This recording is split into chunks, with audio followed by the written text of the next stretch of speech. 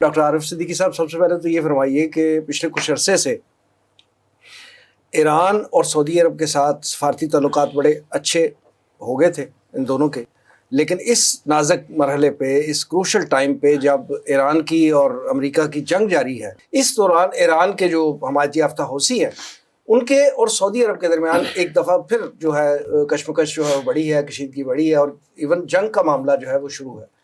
ان حالات میں اس طرح کی کشیدگی بڑھنا کیا معنی رکھتا ہے؟ اچھا، یہ بڑا لمحہ فکریہ ہے کہ سعودی عرب اور ایران بالکل دو بودین سمجھے جاتے تھے، ایک اس طرف ایک اس طرف۔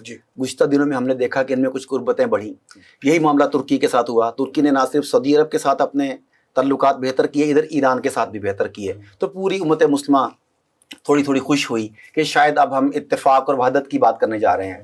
لیکن اس موجودہ صورتحال میں جس کی طرف آپ نے اشارہ کیا ہے، دوبارہ سے یہ سوال اٹھ رہا ہے کہ کیا مسلم امہ اپنے اندرونی اختلافات کو بھلا کر مشترکہ مفادات کے لیے اکٹھی ہو سکتی ہے کہ نہیں ہو سکتی؟ اب سعودیہ، ایران اور حوثیوں کا معاملہ صرف ان تین کا معاملہ نہیں ہے، یہ پوری امت مسلمہ کو ایک نئے بحران میں ڈال سکتا ہے۔ اس بحران میں مفادات بین الاقوامی طاقتوں کے ہیں، کمزوریاں ہماری اندرونی ہیں، اور مجبوریاں ہماری معاشی ہیں۔ تو یہ تو ایک بہت بڑا سوال ہے۔ اب یہ ہو کیوں رہا ہے؟ اس کی دو تین وجوہات ہیں، ہمیں ملٹیپل وجوہات کو ہر اینگل سے دیکھنا چاہیے۔ ایک تو یہ ہے کہ یہ غیر ریاستی گروہ ہیں، نان اسٹیٹ ایکٹرز، جو پیچھے اسٹیٹ کی ول کے ساتھ کام کرتے ہیں۔ ہم جب چاہیں ہم لا تعلقی کا اظہار کر دیں، یہ ہمارا اس سے کوئی تعلق نہیں ہے، مگر یہاں پر نان اسٹیٹ ایکٹرز ہیں جو سارے کے سارے کام کر رہے ہیں۔ اب اس کی وجہ سے کیا ہوتا ہے کہ یمن، غزہ، بحیرہ احمر اور دیگر تمام کے تمام علاقوں کی صورتحال ان باغی کہہ لیں یا نان اسٹیٹ ایکٹرز کہہ لیں، ان کی وجہ سے ڈسٹرب ہو رہی ہے۔ یہ پراکسی نیٹ ورکس ہیں۔ اب اس کی قیمت کیا ہے؟ اس کی قیمت ڈیفینیٹلی پوری کی پوری عالمی منڈی، عالمی معیشت، مسلم امہ کے مفادات، یہ ساری کی ساری اس کی قیمت ہے۔ خطے کی بد امنی اس کی قیمت ہے۔ اب یہ کیوں نہیں بند ہو رہا؟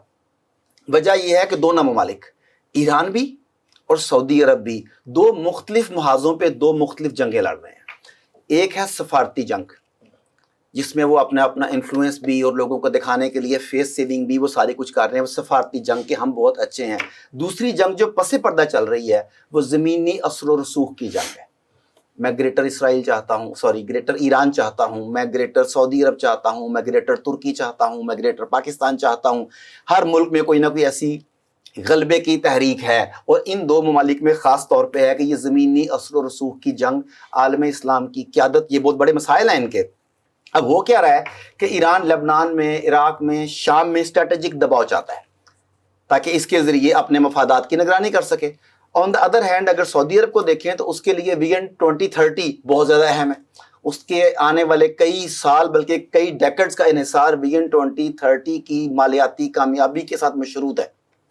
اگر وہ کامیاب نہیں ہو پاتا تو سعودی عرب کو بے شمار مسائل کا سامنا کرنا پڑے گا۔ اب سعودی عرب کے لیے وہ پروجیکٹ اہم ہے، اور ایران کے لیے ان ممالک میں اسٹریٹجک دباؤ اہم ہے۔